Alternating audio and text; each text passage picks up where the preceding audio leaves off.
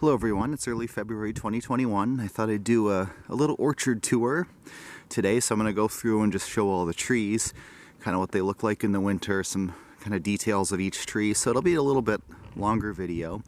We'll start right up front. We're just going to work through our apples. This is Pendu Platt. This is on MM111. You'll notice the effect of the rootstock on these trees. MM111 is very vigorous. We planted this one in 2019. So this year we're going to spread these branches out, kind of make some better angles. Now that we got some branches to work with, we'll do that, kind of bend them into more of a 45. So we're going to do that. We'll make a video on that. But this guy's coming along pretty well. And as I mentioned in the deer video, no damage whatsoever on this one. So this is its third leaf coming up here. It's turning into a nice little tree. Pendu Platt is one of the oldest apples still known to cultivation. So this is, we know for sure, France 1600s, but probably much older than that. So we'll head to our next one.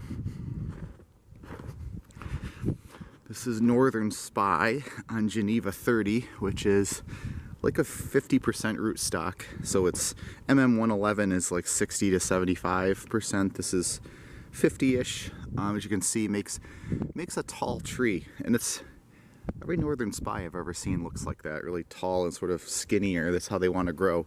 So don't go crazy trying to force your tree to grow the way you want it to grow. Obviously prune it, shape it. We're going to do that. Make some 45s, make some better angles like this for fruit. Horizontal branches are going to fruit more.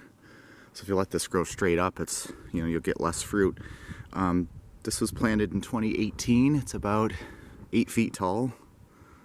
And we're going to let this one get a little bigger because of where it is too. So it's sort of not only a fruit tree, but also to block light from the street tree. So because of where it is, we're going to let it get bigger than the others.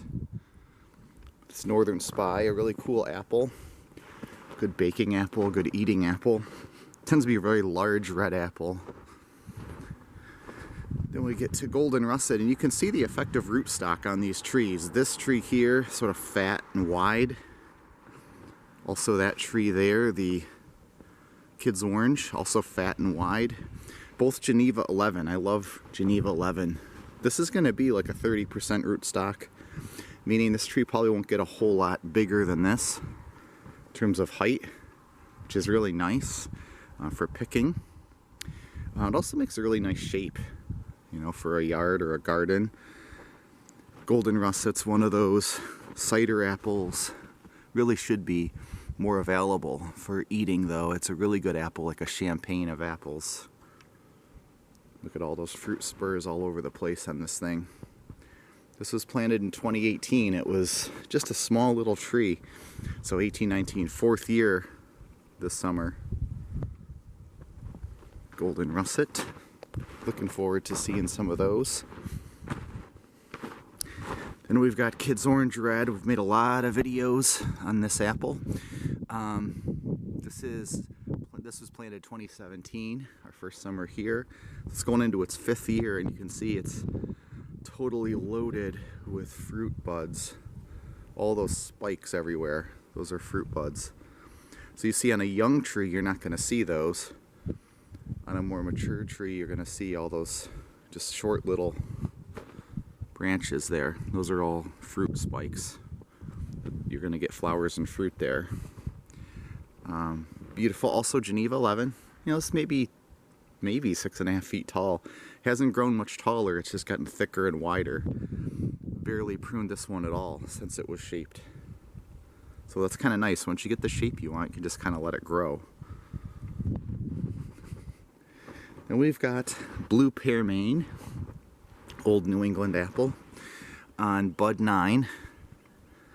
Bud 9's a really dwarfing rootstock. You can see this is its 5th year in the ground, and it's a pretty small tree. Bud 9's great if you're going to grow an apple tree in a container. Really good for that. Put it in a big pot, like a 30-40 gallon pot. You could easily grow a tree this size in a pot like that, especially the root pots. But also 5th year coming up. Look at these buds on this thing. Nice and fat and furry, all fruit buds. Last year we got our first apple off this tree and it was beautiful. We saw that in another video. So this year we should get a few more. It actually set 4 or 5, but they were kind of beaten up by birds, so I just took them off. Over here we have another golden russet. This is, I got it from Stark's, and they don't tell you the rootstock. They said it was either M9 or M26. Semi-dwarf, as they say. This thing's probably 15 feet tall. And what we're going to do this year is actually turn this into a multi-grafted tree. So I've got a bunch of scions from different sources, and that's why I let it grow like this. You have sort of a multiple leader thing, which, you know, is sort of a no-no usually. But what we're going to do is cut it back fairly vigorously on the top. We don't want it super tall, but it also does serve the purpose of keeping light out of the backyard, so it's a multi-purpose type of thing. But we're going to cut this back, make some better crotch angles, do a bunch of grafts. We'll make a video on that, but this is going to have 10 kinds of apples on it in addition to the golden russet. So you can see some good fruit spikes up there. We're going to leave those. We don't want to prune those off, but we'll make a video on that. Then this part of the orchard, as we go back, frost peach is this big guy. Again, I let this get this big because it's also blocking street lights from coming into the yard. So this guy's huge. It's probably 20 feet tall or pushing it. It was planted in 17. It grew like crazy. I mean, look at the stalk on that thing, the trunk on that thing. It's a monster. That's a real looking tree. Never fruited yet though. Last year it flowered, but we got a really late frost. I mean, we had snow on the ground in May, which was a real bummer, and that really did in any fruit that we would have got. So this year, hopefully, we'll get some fruit off this guy, certainly mature enough. But again, you know, I'm not worried so much about pruning it down. I'm going to let it grow as big as it wants to, within reason, because it's also blocking street lights from going into our backyard where we hang out at night. So it's a dual purpose. Normally you'd cut it back more like a vase shape, but I don't mind letting it grow a bit. So that's one of those things. There's no right or wrong way to do things. You want to think, can your tree serve multiple purposes? And that one is. This next one is Colville Blanc. Never fruited yet, planted in 2018. This is on Geneva 935. Which, if you know rootstocks a little bit, has had some issues in terms of stability and things like that, but this is doing well. You can sort of see the shape of it. We'll probably prune the top a little bit just for height, but last year it flowered for the first time, but then we had all those late frosts, so it kind of killed the flowers. So this year, look at all these fruit spikes on this thing, starting to get them. Now notice there's a lot fewer than some of the more mature trees, but there are some fruit spikes on here. Fruit spurs. I call them spikes. Spurs is the official term. But that's a neat tree. You know, and again, you see it's shaped a little differently than the others. Don't worry so much about trying to force every tree into a certain perfect shape.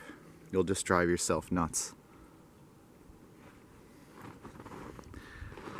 And then the last part of this orchard area is this baby Mast Pineapple planted in 2019. This is on MM111. You can see that's just like the tree in the front, the Pendu Platt. It makes a tall, vigorous tree. So what we're going to do, we'll come in soon, make some better crotch angles on all these branches. I like to let them grow out a little. Then it's easy to shape them, but you got to do this before those branches get too thick. Otherwise, they won't want to bend. So we're going to do that probably this March. We'll spread those branches, trim it up a little bit, trim the top, maybe use that to graft, just expand our Mast Pineapple holdings a little. But that's on MM111. So we're going to go to the back part of the orchard, but I have to change the battery.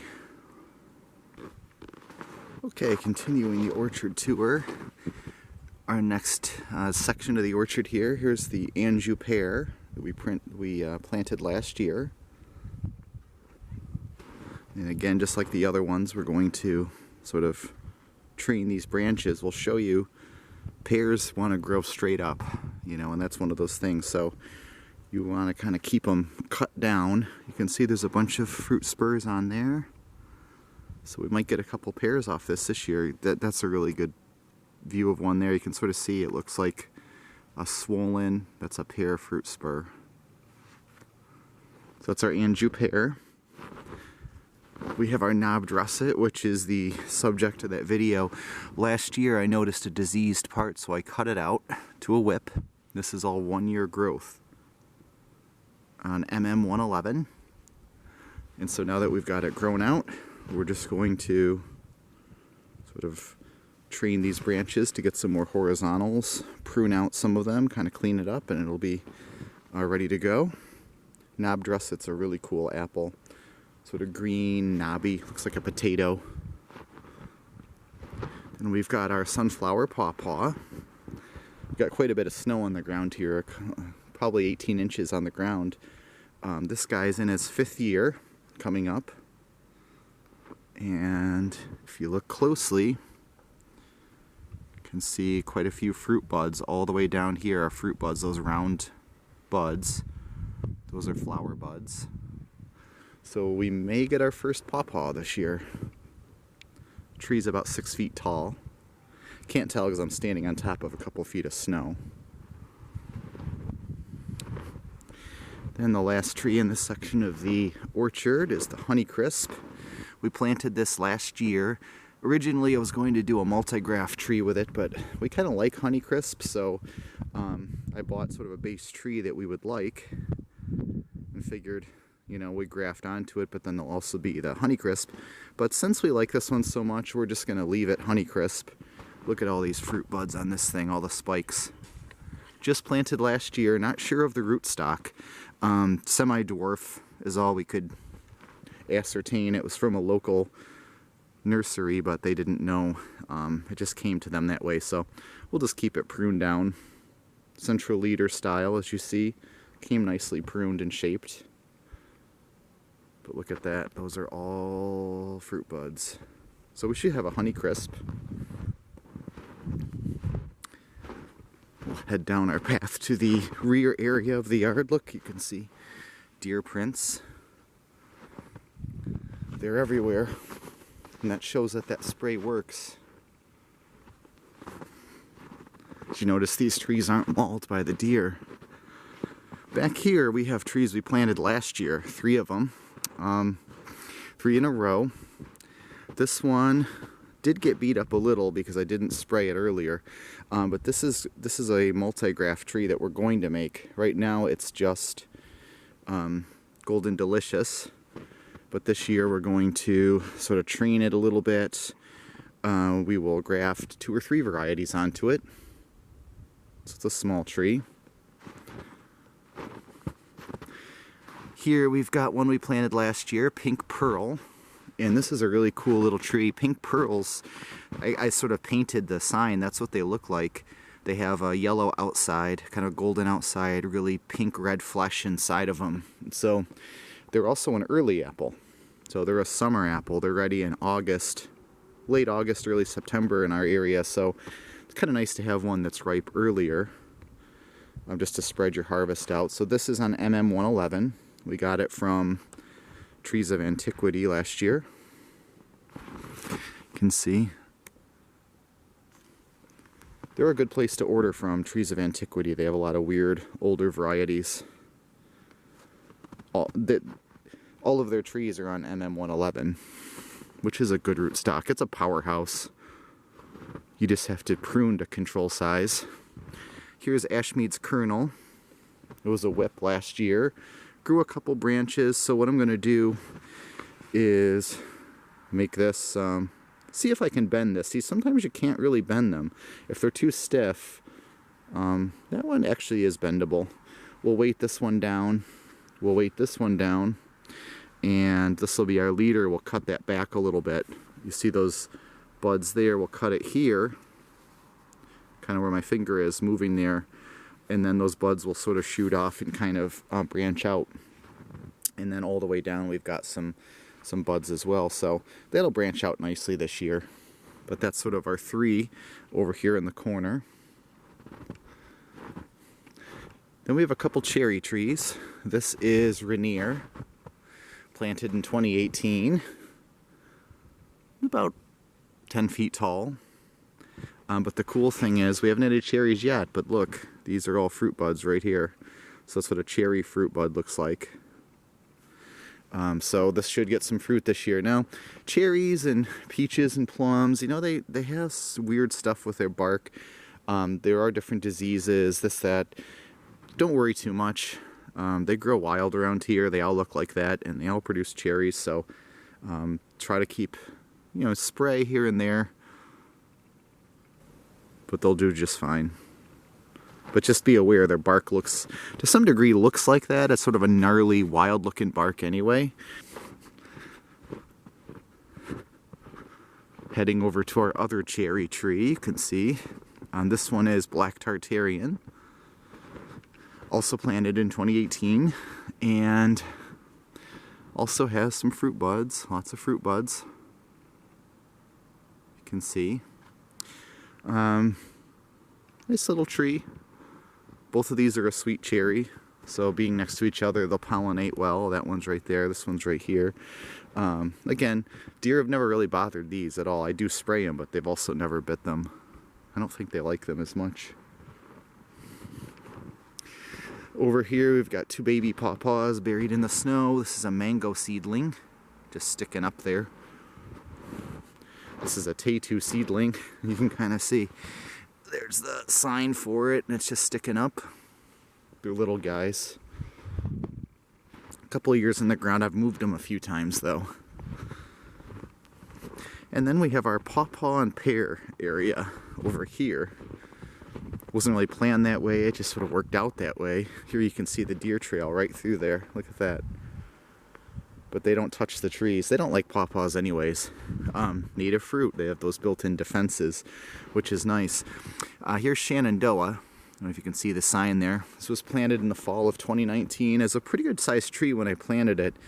Again, you know, people say you can't really plant big trees, transplant them.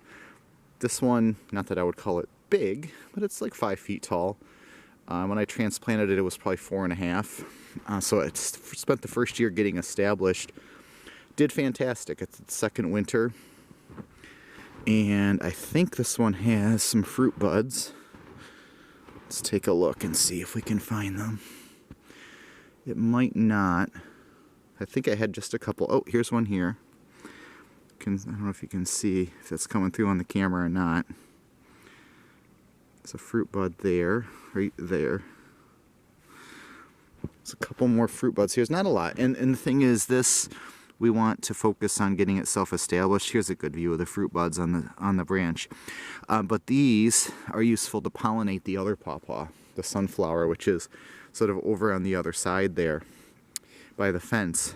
And so even if this guy doesn't set a fruit this year, that's fine. It can help pollinate that other one that is ready. So that's a cool tree. Pawpaws are fun trees. You should grow them if you haven't. At least stick 2 in your yard. Get 2 so that you get fruit. 2 different varieties. Here's Overleaf, which is a really cool pawpaw. One of my favorites. It's very kind of melony. Now, you can see it in the snow. Now look, when they're little, sometimes the snow will crush the branches a little bit. Keep in mind, these things are tough. It'll pop up. Once those roots get established, these things grow like a weed. Over here we have NC1, which is a pawpaw I always wanted because it's native to the area. This particular variety is from Ontario, which is just to the north of us in Canada. So it's obviously adapted to cold. And this one, as you can see, has a lot of fruit buds right here on it. Same deal as the Shenandoah. It was planted in 2019. It was like a 4-foot tall tree. And these two being very close to each other eventually will be good for pollination. But for this year, if either of them flowers, if they don't fruit, which they're kind of small to fruit anyway, they'll be used to pollinate the sunflower. And over here we have an Allegheny, but it's totally buried in snow. Can't even see it. It's a short little guy. It was a little tiny one, and a rabbit did nip it off, or a deer, one of them, which is weird, you know, but it does happen sometimes. I didn't spray it, and I should have, but it'll come right back. Again, you know, these things, when you get the roots established, they're almost unkillable, except for if they bite the graft off, you're just going to have a rootstock. But that graft is still there, it's just underneath the snow. Here's footprints of the enemy. That actually might be rabbit right there. That looks like bunny rabbit. No, maybe it's deer. Usually you can tell the deer is deeper, see? They like to gnaw on your bushes. I don't really spray these bushes. There's too many to keep up on everything, but bushes grow so fast anyway. If the deer bite them, just look at it as pruning them. No big deal. They grow like crazy in the spring. And if the deer bite them, all they're going to do is get bushier. Here's our pears. So this is the Asian pear, planted in 2017, and this is a good example of fruit buds. Look at this. See, on a pear, fruit buds have this kind of, see how the bark's different. So here's the bark, here's the bark, here's the bark. Then you get to the fruit bud, and it's this really swollen, kind of speckly, spotted bark at the end of the branch, and then big fat buds. That is a pear fruit bud right there. And this one's loaded. This tree gave us 33 pears last year. And kind of a weird shape, you know. It's more upright than I would love. It has a couple leaders, sort of like that apple tree. And again, like I mentioned, don't worry too much about making every single tree have to be a certain shape. Do what works for you. Like I said, this gave us 33 fruit last year. That's plenty of Asian pears, and it's going to give more this year. What I will do eventually is cut some of the top. That's a pretty shot of the sky. Especially in early February. To see sun is kind of nice where we are. But look at all those fruit buds on there. That's the Peggy Asian pear. Here's our Bartlett pear. And we've had pretty good luck training this one to stay low. Look at all the spikes on that guy now. Never had a fruit yet, but this year I think we will. Look at, absolutely loaded with them. And just like the other pears, you can kind of see you come in, sort of looks like spotted. Spotted. So those spurs are going to produce fruit hopefully this year, but this is 2017. Pears take a little while, but look, nice shape for a pear tree. Wide. We've been able to really train this one. Look up here. So what I've been doing is cutting the top back, and every time you cut the top back, it branches out. So here was a cut, you can see right here, and what it did is shot these two leaders up on each side of it. I cut that one off here, and then look, 1, 2, 3. Cut that off, you're gonna get 1, 2, 3. Cut that, 1, 2, 3. And so when you do that, the top gets really, really thick, as you can see there. But look, there's some fruit wood up there, right there. You can tell the difference between, here's a tip that's fruit wood, here's a tip that's not. So much different. But there's our Bartlett pear. And then we turn around and the rest of the orchard is there. So that's our orchard tour. Sort of a nice thing. You know, it's nice in the middle of winter, walk around, kind of dream of spring, think about what's to come. And last year in our orchard we got 33 off this tree, 33 pears. We ended up with like 25 Kids Orange Red, a couple golden russets, and a blue pearmain. That was our tree fruit last year. But you know, this year it's only going to go up.